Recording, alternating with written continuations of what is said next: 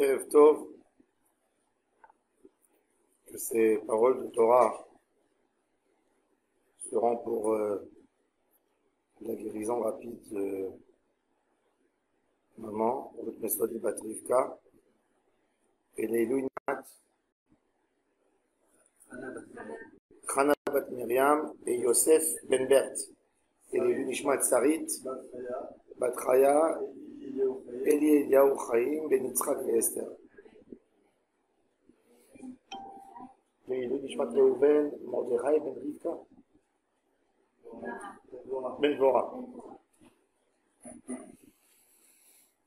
Notre paracha, parachat Balak. Il y a beaucoup de choses à apprendre de notre paracha. La surveillance extraordinaire d'Akadosh Baruch Hu sur Am Israël. Comment Akadosh Baruch Hu nous couvre, nous protège, nous garde, chaque moment, chaque instant.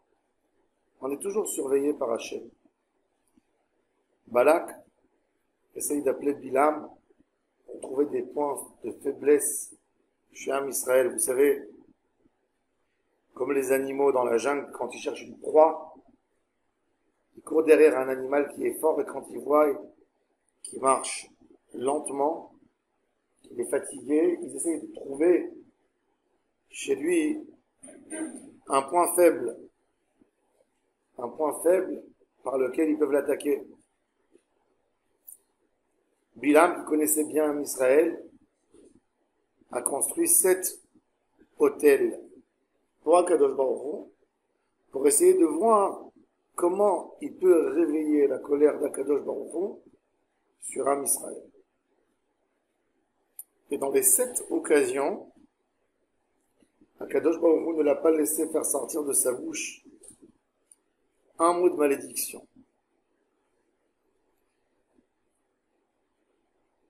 C'est Vadaï, c'est très grand parce que Akadosh Baruch Hu a agi et a changé même le libre arbitre de Bilam. Quand Akadosh Baruch Hu fait pour garder Am Israël que l'océan ne fait pas un tsunami sur Tel Aviv ou sur Netanya ou sur la côte, c'est normal. C'est une création d'Hachem. Elle est complètement soumise à Akadosh Baruch Hu. Mais un homme, un être humain, qui a tout son libre arbitre, chez lui, ça pourrait fonctionner le mal, s'il a envie de maudire Am Israël, il pourra maudire Am Israël. Qu'est-ce qu'il a fait à Akadosh Baruch Hu? Il a dit, j'agis pas sur le libre arbitre de Bilam. Je ne vais pas me mettre en colère tous ces moments où Bilam est là. Je ne vais pas le laisser, Bilam Aracha, avoir cette occasion, même la petite occasion, pour pouvoir parler du mal sur le Ham Israël. Et ça, c'est un des preuves d'amour que Akadosh Baruch Hu a agi pour protéger le Ham Israël. D'ailleurs, c'est une des 10 mitzvot que chaque juif est obligé de se rappeler chaque jour. La mitzvah de Eser Zechirot, Mashiachatsu Balak uvilam la'asot la'avoten. Leman da'at tzidkot Hashem. Même que Am Israël n'était pas à son plus haut niveau à l'époque, malgré tout, Akadosh Baruch Hu était là pour nous protéger, nous couver, nous garder. Et il avait bien des occasions pour nous punir sur des choses qu'on a fait, mais il n'a pas laissé. Et ça montre la Hashgacha Prati d'Hashem Yitbarach.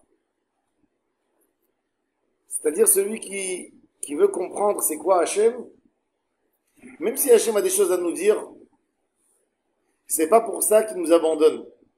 Même s'il a des choses qu'il est en colère, kaviachol sur nous, c'est pas pour ça qu'il va nous abandonner. Ce qu'il faut comprendre ici, dans notre paracha, c'est Bilam Aracha. Bilam a gagné un surnom, Aracha.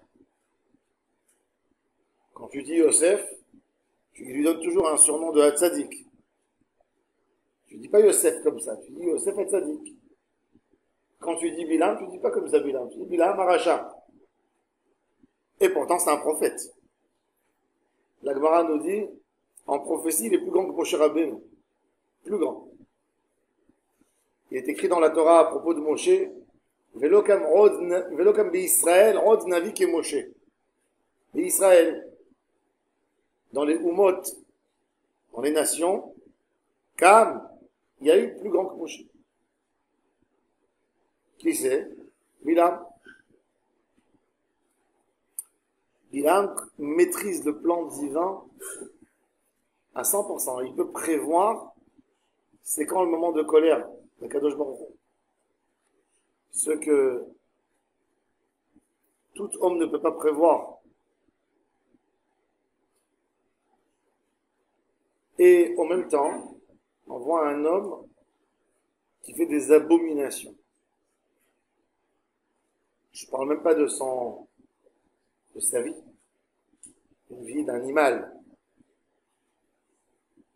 La Gemara, elle accuse de toute la avérote les pires.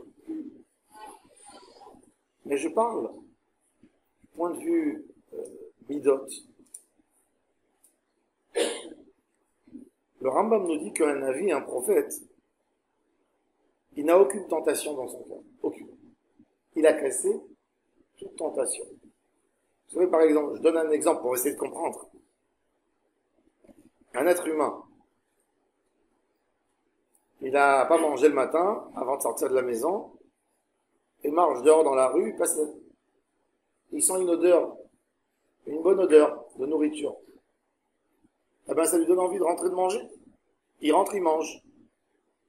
Un navi, même s'il a cette envie, ne peut pas être navi.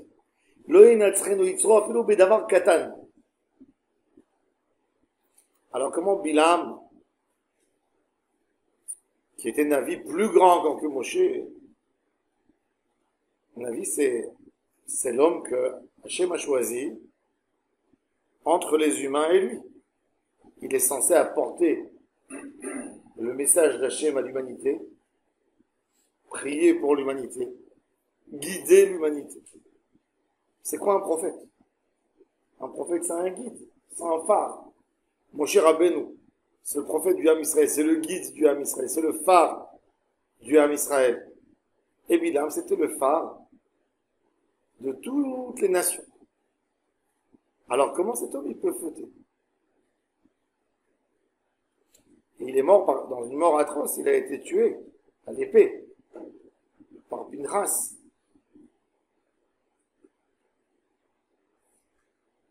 Et là, cette paracha justement, elle vient nous parler du travail des midot.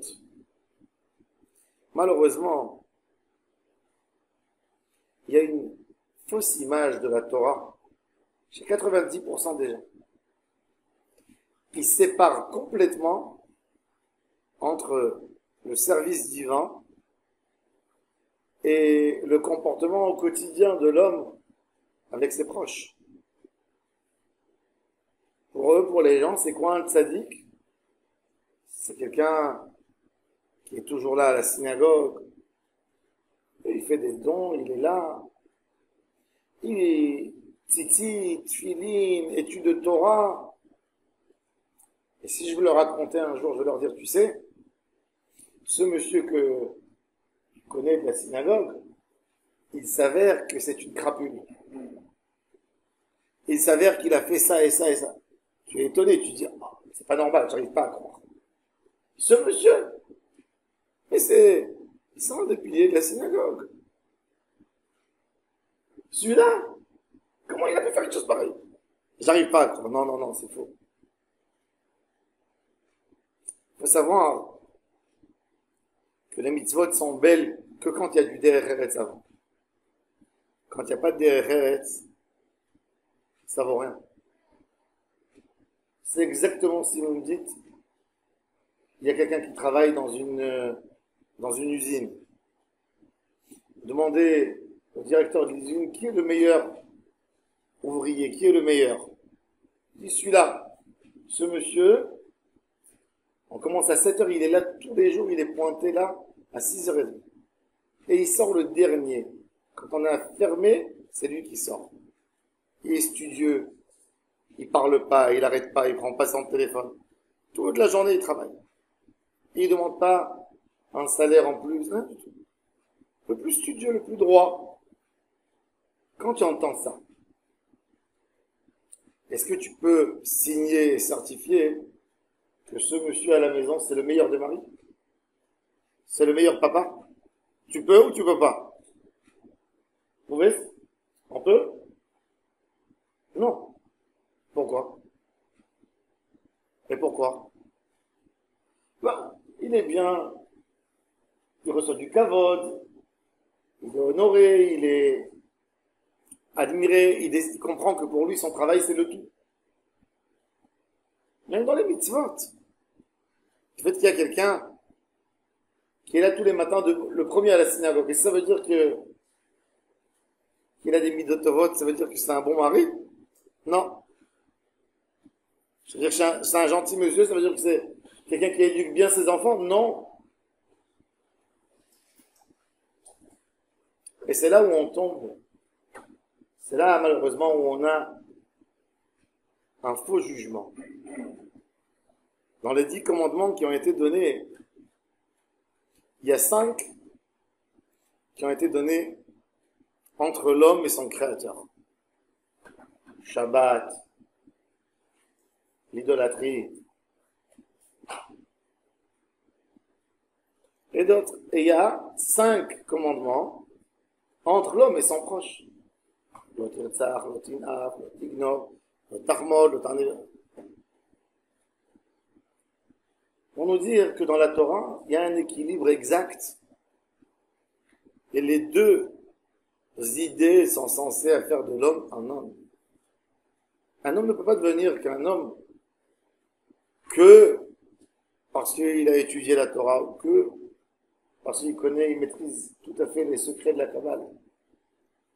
Comme le cas de Bilam, très grand érudit en tout ce qui est service divin, très grand érudit dans tout ce qui veut dire le plan des mondes, tout, il voyait tout. Vous pouvez voir, il a vu, il nous a parlé dans la paracha jusqu'à la fin des temps, il avait une clairvoyance, il maîtrisait tout, sauf les midotes. Quand on n'a pas de bonnes midotes, il y a des mauvaises choses qui se développent au point où on peut tordre la Torah, utiliser ce qu'on a dans la main pour justifier toutes les choses les plus bas.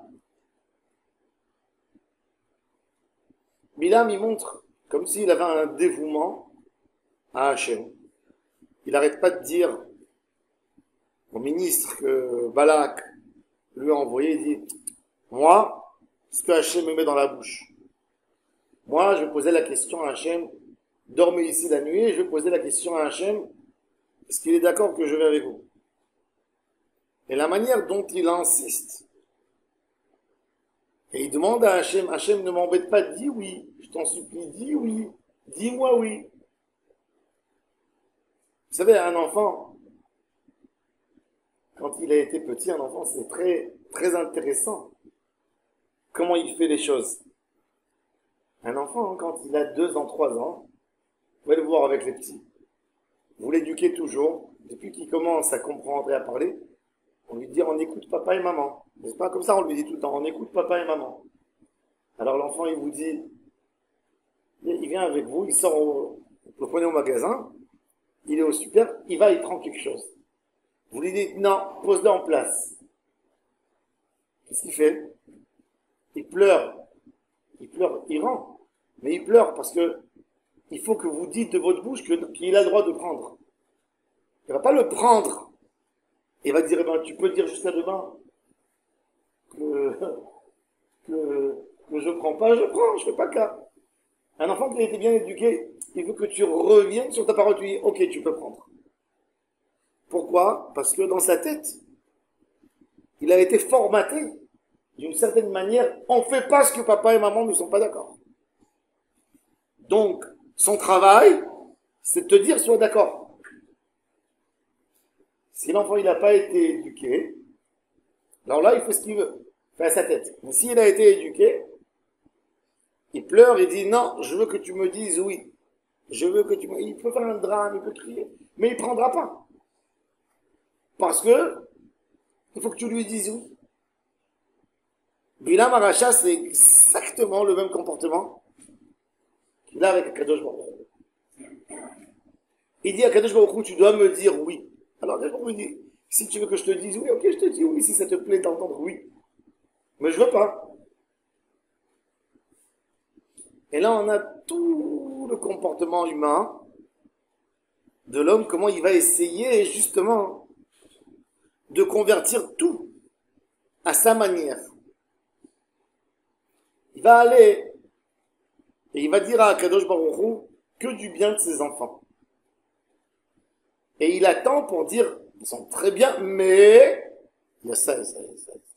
Et ça, c'est l'idée des 7 hôtels qu'il a essayé de faire pour annuler la volonté d'Akadosh Baruch Hu. Akadosh Baruch Hu lui dit, quand il part en route, qu'est-ce qui se passe? Il monte sur son ânesse.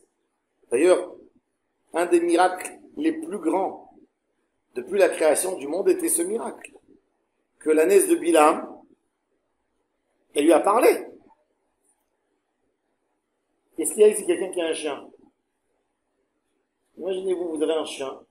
Vous sortez le soir avec lui pour le prendre. Le soir, vous le faites sortir. Et tout d'un coup, il tourne sa tête, il commence à vous parler. Vous allez avoir peur, vous allez vous sauver, vous allez le laisser.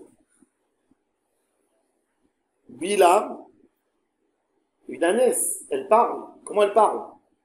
Comment elle a ce sens de parler? Prenez, on n'a jamais vu un animal depuis la création du monde qui a parlé sauf celui-ci. Au point que Rav Saadia Gaon, il a dit c'était dans le rêve. Rabbi Shlomo ben Gabirol, Rabbi Avraham ben Ezra, il dit non. Il dit justement, c'est une création d'Akadosh Baruch Hu spéciale, uniquement c'est là. Cette année, c'est les nés avec, pas avec 2 sens, 2, 3 sens des animaux, elle est née avec 4, 5, où elle peut parler. L'animal qui parle, et qui dit à Bilam, tu es un rachat. C'est un traumatisme pour tout homme. Il aurait dû ne pas parler pendant 2 mois, rentrer dans sa maison et s'enfermer. Et Bilam a continué. Et le pire de tout, c'est qu'après 7 fois qu'il a essayé de trouver des points faibles chez le Ham Israël pour les maudire, et il n'a pas réussi, il a dit à Balak, je vais t'apprendre un secret. Le bon Dieu n'aime pas l'adultère. Fais-les tomber dans ça, tu les auras. Et là, il a eu le Ham Israël. Il y a eu 24 000 morts. 24 000 morts sur 600 000 hommes. Ça représente à peu près 5% du Ham Israël. 5% du Ham Israël, un peu moins, peut-être 4%, du Ham Israël sont morts. 4 sur 100. Horrible. C'est à la fin. C'est la dernière année, quelques mois avant le décès de Moshe Rabbeinu. C'est ceux qui méritent de rentrer en Eretz Israël. Ils sont morts. Pour ça, justement, on oublie, Ammon et Moab ont été interdits au mariage avec le Ham Israël, pas rien que parce qu'ils nous ont pas donné du pain et de l'eau. La Torah, elle continue vers Asher parce qu'il a pris Bilam, pour te maudire.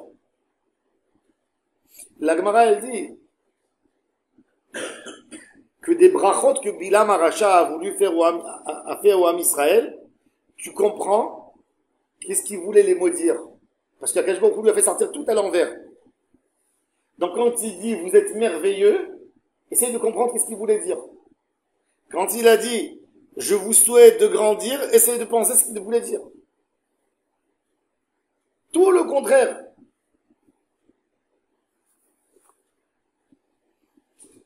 Et tout ça, tout cet homme, c'est parce que cet homme, n'a jamais soigné ses midot. Vous savez, la rencontre avec notre caractère, notre propre caractère, ce qu'on appelle midot. Est-ce qu'un homme naît bon ou mauvais à votre avis? Il naît bon ou mauvais? Il naît bon? Vous êtes sûr qu'il naît bon? Si un enfant il naît bon, vous avez jamais vu un enfant qui mord sa mère quand elle lui donne à téter? Il mord. Il s'énerve. Elle est arrivée un peu en retard pour lui donner le biberon, il jette. Il est bon ou il est mauvais? Shlomo HaMelech, il dit, Adam, Aïr Pere Yulad. Il n'est mauvais. Il n'est pas bon.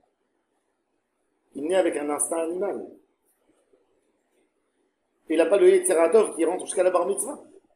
C'est-à-dire qu'en soi, on naît avec des choses très très animales. Est-ce que vous pensez que chez les animaux, il peut y avoir un animal qui est humble, qui n'a pas d'orgueil, un animal qui est social, que même s'il a faim, il donne aux autres? Est-ce que vous connaissez ça chez les animaux? Un animal, ce qui le guide, d'ailleurs c'est pour ça qu'en hébreu c'est très beau, le nom de l'animal c'est Baal Chai, Baal Chaim. Il veut vivre, il veut exister. Il fera tout pour faire pour ça. S'il tue, il faut tuer. S'il doit manger son jumeau, il le mange. C'est normal. L'homme, il naît avec des caractères animaux. Et il y a plusieurs que la Torah nous dit, faites très attention. Il faut déraciner ce caractère de toi, parce que sinon, tu restes un animal. Tu es un animal qui parle, qui mange, qui dort, qui chante, mais tu es un animal. C'est quoi? C'est la kin'a, la ta'ava et la ga'ava. La Mishnah dans Pirkei Avot, elle nous donne un regard un peu sur la vie et sur notre paracha. Elle nous dit la Mishnah, Ezeu mitalmidav shel Avraham Avinu, ve'ezeu mitalmidav shel Bilam Arasha. Qui est l'élève d'Abraham? Qui est l'élève de Bilham?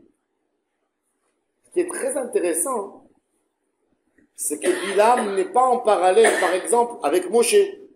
On aurait dû mettre Bilham et son contemporain. Bilham, Moshe. Pourquoi tu mets Bilham, Abraham? Quel rapport entre Abraham et Bilham? Abraham était 300 ans avant Bilham. Bilham, c'est après la sortie d'Égypte.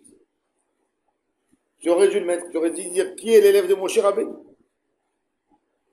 Et pourquoi c'est pas Moshe qui est là? Alors déjà, on va essayer d'expliquer, de comprendre, et après on va passer à ça. Alors déjà, qu'est-ce qui caractérise les élèves d'Abraham?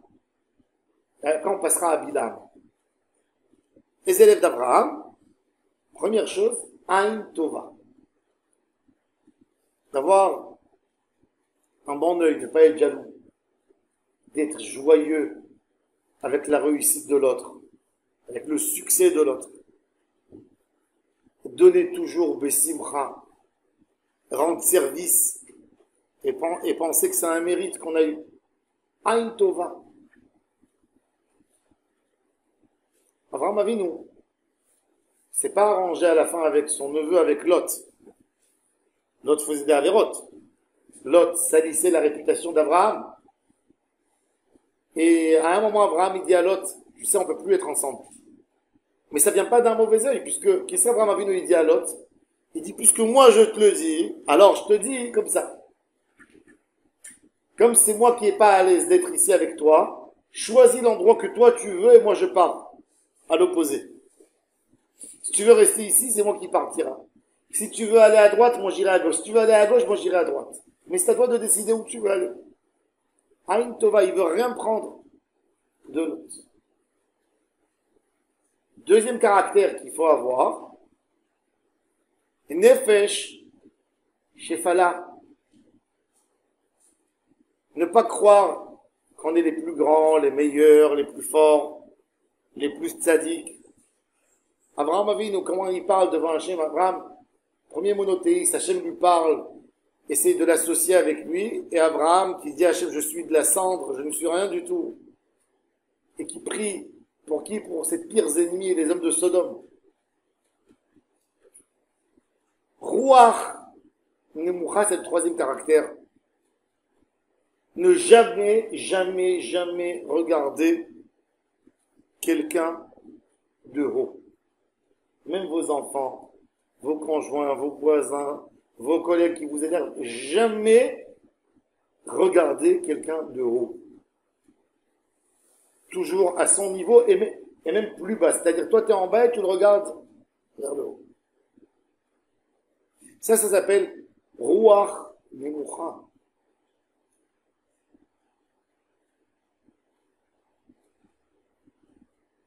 Un jour, j'avais une grosse histoire de Shalom Bayit que je devais gérer. Et la femme était une femme qui était docteur. Et son mari, c'était un homme simple, commercial. Et c'est parti vraiment dans les endroits les plus durs. Et la femme, quand elle m'a parlé, elle m'a dit qu'ils disent merci, je suis instruit, je l'ai accepté comme il est, il n'a aucun savoir-faire, aucun savoir-vivre. Et quand j'ai discuté avec lui, j'ai vu devant moi un homme le plus triste de la terre, un homme rabaissé. Que chaque fois quand il parlait, sa femme, très poliment, elle lui montrait qu'il ne vaut rien, mais avec beaucoup de politesse. Elle avait pitié de lui à chaque fois. Elle l'aidait à compléter les phrases.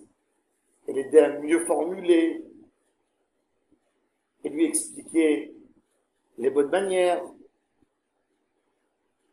Bref, elle lui a coupé les ailes, les mains, les pieds. Elle ne pouvait plus avancer. Alors, quand après j'ai eu l'entretien avec lui, elle est rentrée pour savoir ce que j'ai parlé avec son mari. J'ai constaté que vous êtes une des femmes les plus méchantes que j'ai vues dans ma vie. Quoi? Moi? Oui, madame. Une des femmes les plus méchantes. Parce que vous avez de la Ruach Gevoa, vous êtes dans Pirkei Avot, vous êtes dans les critères des élèves de Bilaam Aracha. Quand quelqu'un il regarde, il peut vivre avec quelqu'un qui est associé à lui. Et il essaie toujours de le regarder de haut vers le bas. C'est un élève de Bilaam, c'est pas l'élève d'Abraham. Et ça, c'est l'idée d'Abraham. Maintenant, on va passer à Bilaam. Bilaam, Aïn Tsara, Aïn Ra'a. Aïn Ra'a, c'est-à-dire, quand ça lui tape à l'œil la première fois qu'il voit quelque chose, qu'est-ce qu'il voit? Le négatif, il ne voit pas le positif. Il y a des gens que, vous savez, dès qu'ils regardent quelque chose, qu'est-ce qui lui tape à l'œil? Ce qui ne marche pas, ce qui ne va pas. C'est-à-dire que dans son œil, qu'est-ce qu'il capte tout le temps? Au cerveau. C'est quoi les données qu'il donne au cerveau? Toujours des mauvaises photos. Toujours que du rat. Son haïm, c'est devenu le filtre du rat. Puisque l'œil, elle donne au cœur, elle fait rentrer dans son savoir les mauvaises choses qu'elle a vues, qu'elle a captées. Haïm Ra. C'est pour ça que Bilam a été loué par Balak pour parler du mal au Ham Israël. Le Zohar Kadosh, il dit, Bilam a dit sur lui, vous savez que Bilam a perdu un œil. Vous savez comment il a perdu l'œil? Il était en train de maudire des gens. Et il y a eu un corbeau qui volait, qui est venu, qui lui a crevé un œil. Neum, Bilam Beno Beor, Neum, Gever, c'est tout Ma'ain. Il avait un œil, qui a été crevé. Il dit le Zohar Kadosh, heureusement, ça lui a enlevé la force des yeux. S'il avait 2 yeux, il aurait pu faire des catastrophes. Il tuait même avec les yeux, il pouvait tuer. Avec le Aïn Ra'a. Deuxième chose qu'il avait, Nefesh Rechava. Il a une envie. L'envie, d'où elle vient l'envie?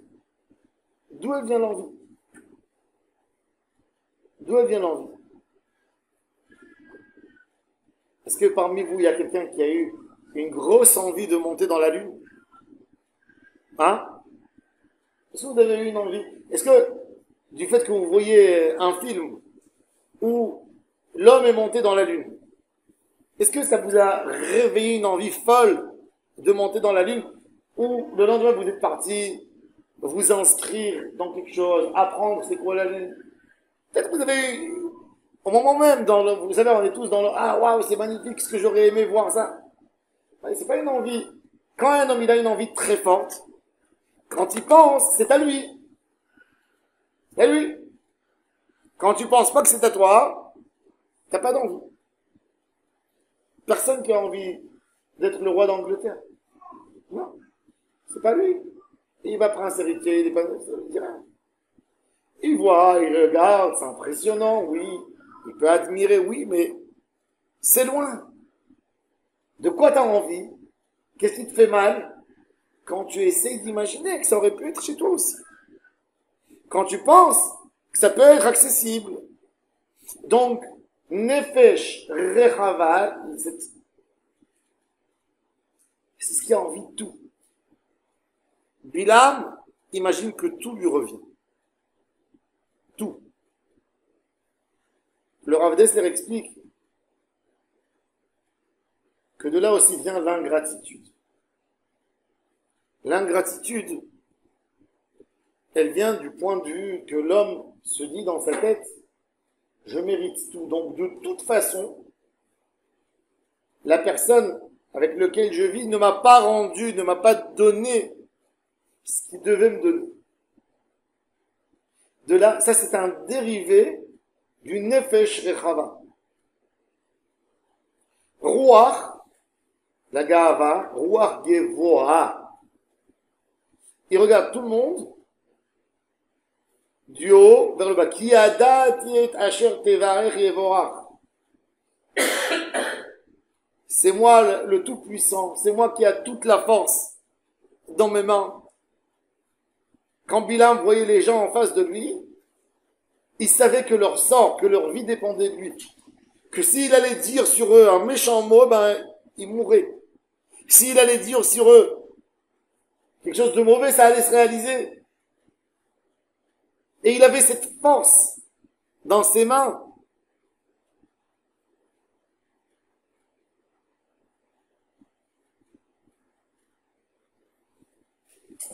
Et ça c'est, on doit déraciner ça humainement de nous.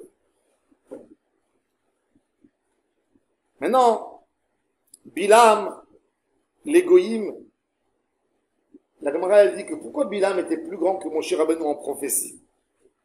Pour ne pas qu'à la fin des temps, quand Akadosh Baruch Hu va dire aux goïm, vous allez être punis parce que vous n'avez pas servi Hachem, ils vont lui dire Hachem, pourquoi tu veux nous punir? On n'avait pas des grandes personnalités pour nous guider.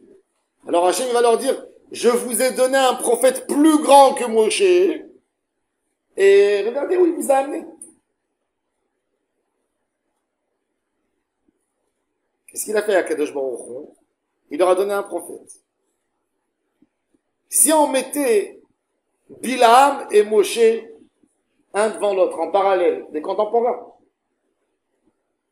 Bilam aurait pu dire, Moshe a eu de l'avance sur moi, parce qu'il a eu de la Torah, parce que il a vu Akadosh Baruch Hu en Mont Sinaï. Alors, je ne pouvais pas faire contre lui. Qu'est-ce qu'il a fait Akadosh Baruch Hu? Il a dit, je vais te mettre en parallèle avec Abraham Avinu, il n'y avait pas de Torah. Abraham Avinu, c'est l'exemple d'un homme que toute sa Torah, elle est venue après ses midot tovot. Abraham Avinu, il a dévoilé la grandeur d'Akadosh Baruch Hu par son côté miséricordieux, par son côté chesed. Qu'est-ce qu'il faisait Abraham? Tout le temps, il pensait sur ce que le bon Dieu nous donne. Et il disait, dans sa tête, je veux ressembler à Hachem, et je veux faire moi aussi, avec les êtres humains, ce que le bon Dieu fait. Et cette envie de vouloir se coller à Akadosh Baruch Hu, dans le chesed, lui a fait réaliser toute la Torah. Son côté à un Havaï, Abraham Avinu a développé en lui 3 caractères de Tikkun Amidot. Un homme sans Tikkun Amidot, sans travail sur soi, Hachem Ishma. Même en faisant les mitzvot, on ne peut pas guérir ses plaies que l'homme a. Si l'homme n'étudie pas du moussard, s'occupe pas vraiment. Très dur, vous savez. Qu'est-ce qu'on fait pour qu'un enfant partage ses jouets avec ses copains, ses amis? Surtout aujourd'hui, vous savez, aujourd'hui, les enfants sont très égoïstes. C'est pas comme avant. Avant, on avait plein de jeux de société avant. Vous savez combien de jeux de société on savait jouer de n'importe quoi. On jouait à cache-cache, on jouait avec les dés, les pierres, les billes, les noyaux d'abricots. On jouait avec plein de choses. Et dans la cour, on sautait un sur le dos de l'autre. On était obligés d'être ensemble. Aujourd'hui, un enfant, il a 5 ans, son papa veut lui offrir un cadeau, lui offre un PlayStation. Il lui tue ses amis. Il trouve à jouer sur Internet avec quelqu'un. Il n'a plus besoin de personne. C'est rien qu'aujourd'hui, vous pouvez voir un enfant assis sur un fauteuil et dit « j'ai rien à faire en vacances ». C'est rien qu'aujourd'hui, dans cette génération malade, où on peut voir un enfant qui dit « Papa, maman, je m'ennuie, qu'est-ce que je fais ?» Chez nous, ça n'existait pas. Même si la journée, elle contenait 30 heures, il y avait de quoi remplir. Et quoi? Avec des choses simples. De parler, de discuter, d'aller voir, de courir, de sortir, de marcher. Il fallait nous attraper, on était des ressorts. Pourquoi? Parce qu'on était... Et aujourd'hui, alors comment ton fils, tu lui fais qu'il partage aujourd'hui? Avant, les familles étaient des familles nombreuses, bien Inara. Chaque famille, beaucoup d'enfants. Qu'est-ce que tu fais quand un enfant, depuis 4 ans, il a sa chambre? Il a maman qui rentre tous les jours pour nettoyer. Elle lui prépare son cartable. Elle lui prépare son sac.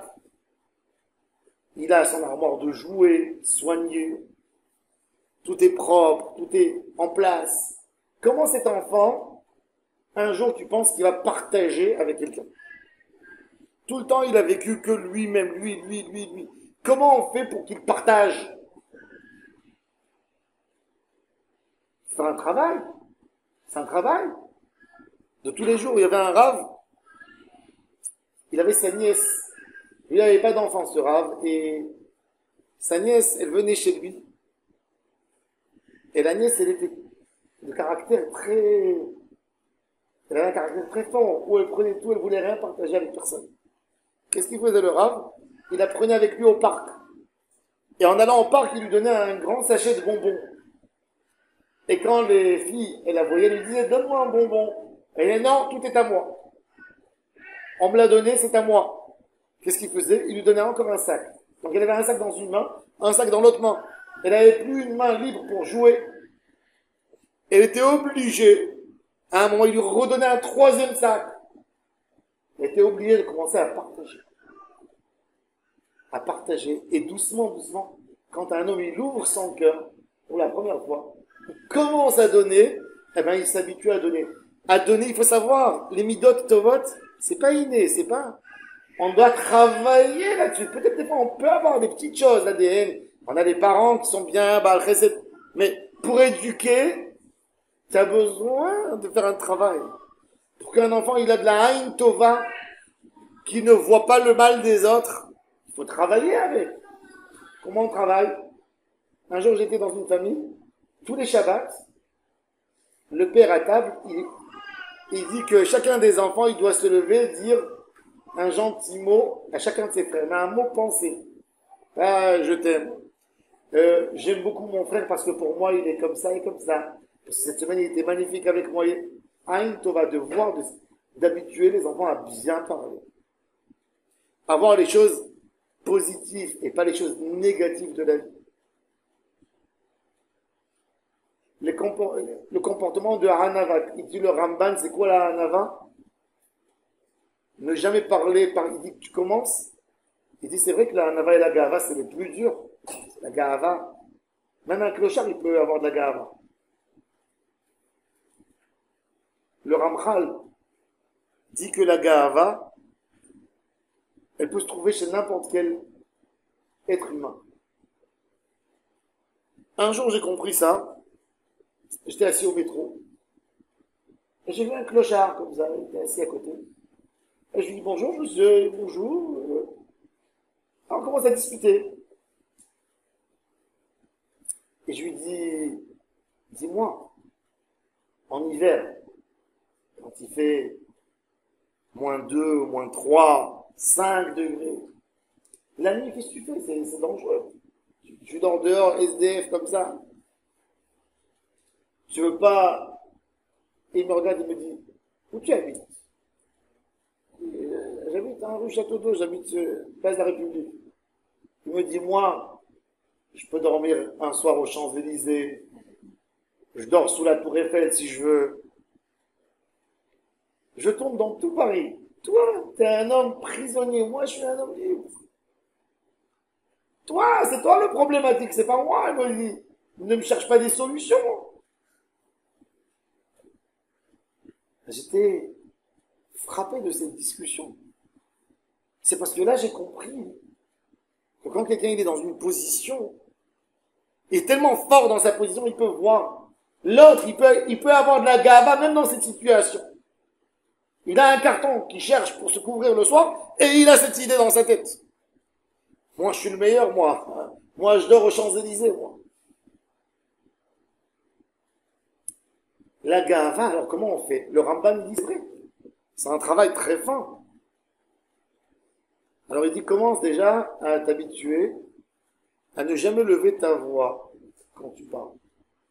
N'appelle jamais quelqu'un de loin à voix haute. D'appeler de loin, c'est comme si c'était ton serviteur.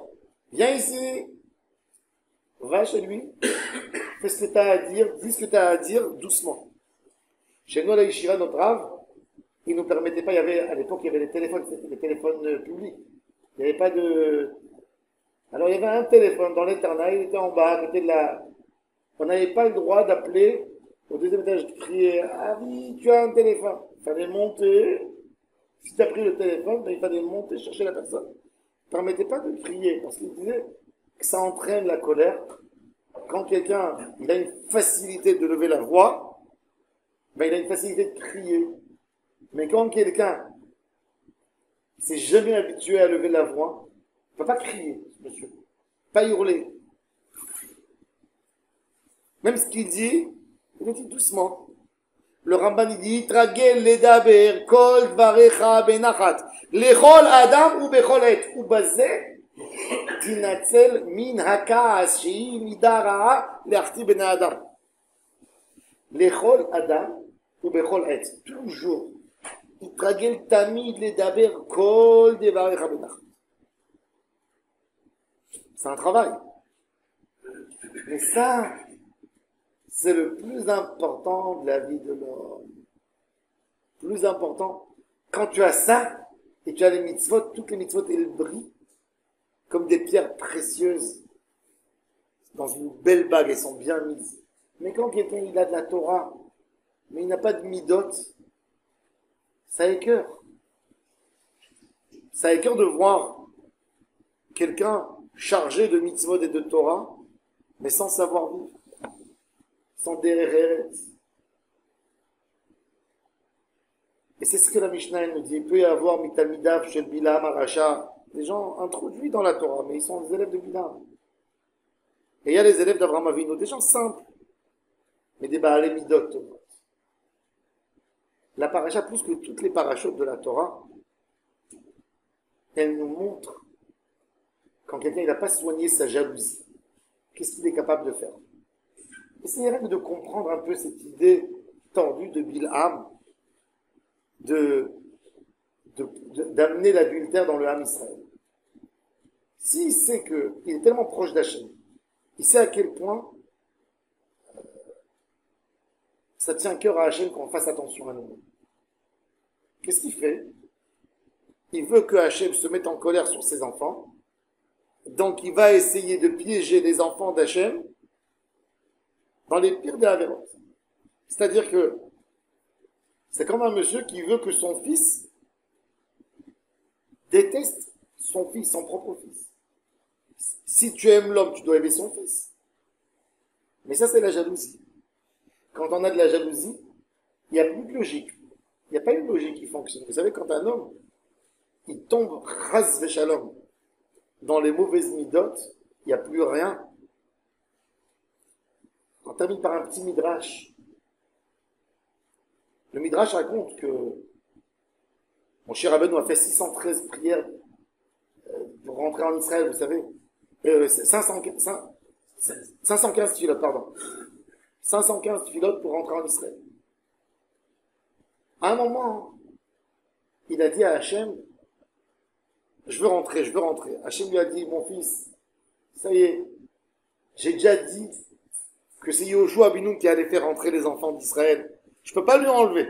Je l'ai déjà, ça y est, j'ai déjà donné cette mission. Tu ne peux pas faire rentrer les enfants d'Israël en Israël. Moshe était humble. Il a dit à Kadosh Baruch Hu, c'est ça le problème. Je renonce. Tu sais quoi?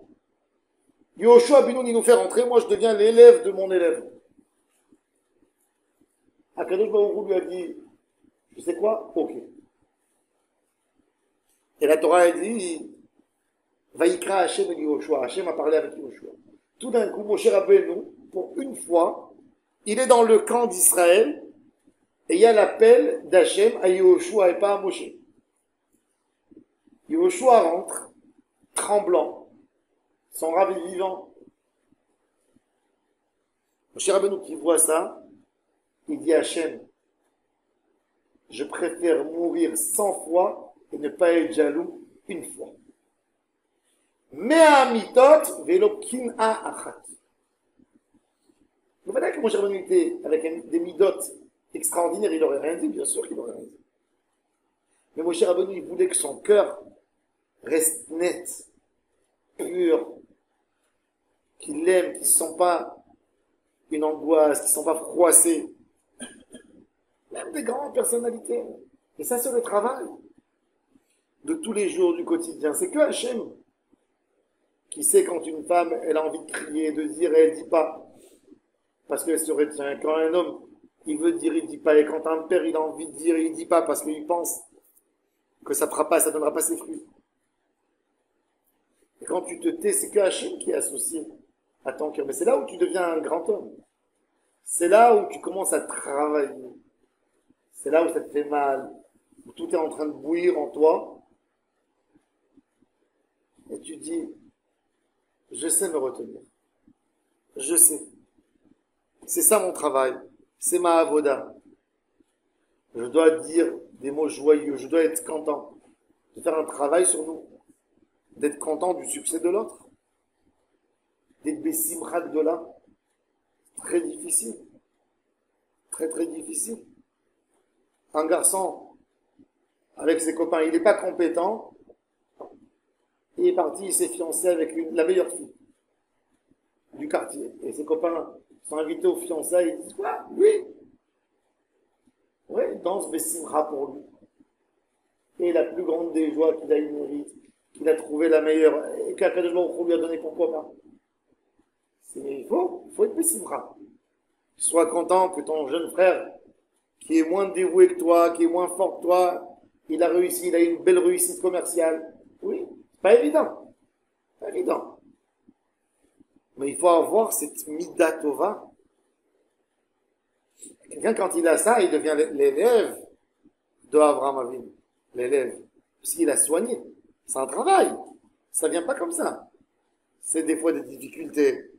Alors il faut se redire les mots vrais. Il faut se renforcer en Emouna. faut se dire, si Hachem il donne, il sait pourquoi il donne. Je suis rien devant la volonté d'Hachem. C'est comme ça que ça doit être. Et si Hachem le fait, ben je dois être content parce que c'est Hachem qui a voulu que ce soit comme ça. Et là, la Emouna, elle a une belle place dans la vie religieuse. Là, quand tu travailles tes midot avec la Emouna, la présence d'Hachem, là, la Emouna et la mitzvah, et les midot tovot, ils vont ensemble. La Emouna, elle aide à renforcer les bonnes midot. Et là, tu deviens un homme d'Hachem. Tu deviens un rové d'Hachem. C'est ça, le bel équilibre qu'il faut avoir entre Torah et mitzvot et Maasim Tovim. Baruch Adonai l'Olam. Amen. Rabbi Hanania ben Akashia omer.